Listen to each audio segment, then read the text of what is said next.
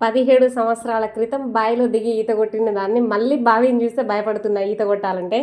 So మొత్తానికి ఎలాగో అలా ధైర్యం చేసి అయితే ఫస్ట్ అయితే బావిలో అయితే బావిలో ఈత కొట్టడం గుర్తుందా లేదా అని అనుకుంటూనే ఉన్నా. ఇక మా బాబాయ్ కొడుకు మా అన్నయ్య అయితే అక్కడే ఉన్నాడు కదా అని ధైర్యంతో దూకేసిన.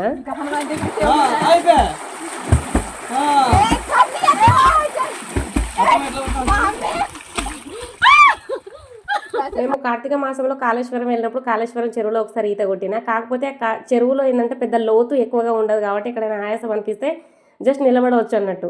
ఈత కొట్టుకుంటేనే కాస్త ఆగి రిలాక్స్ అయిపోయి నిలబడవచ్చు. బావిలో అలా ఉండదు. ఒక్కసారి లోపలికి దిగామంటే మన హ్యాండ్కి ఎక్కడైతే గ్రిప్ ఉంటుందో అక్కడ వరకు కంపల్సరీ ఈత కొట్టుకుంటూ వెళ్ళాల్సింది. బావి లోతుగా ఉంటుంది కాబట్టి ఈత ఆపేస్తే ఎక్కడ మునిగిపోతామన్న భయం ఉంటుంది కాబట్టి కంపల్సరీ ఈత కొట్టాల్సిందే.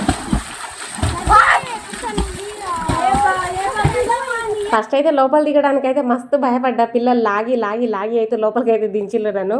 తర్వాత అయితే అందరు వెళ్ళిపోయినా కూడా నేను మాత్రం లాస్ట్కి బయటికి వెళ్ళిన. ఏది ఏమైనా సరే మనం ఇష్టపడి ఒక పనిని అయితే నేర్చుకున్న తర్వాత ఆ పనిని మనం ఎప్పటికీ మర్చిపోలేమన్న సంగతి ఆ రోజు అర్థమైంది నాకు. సో మొత్తానికి బావిలో ఈత కొట్టడం మాత్రం మర్చిపోలేదు.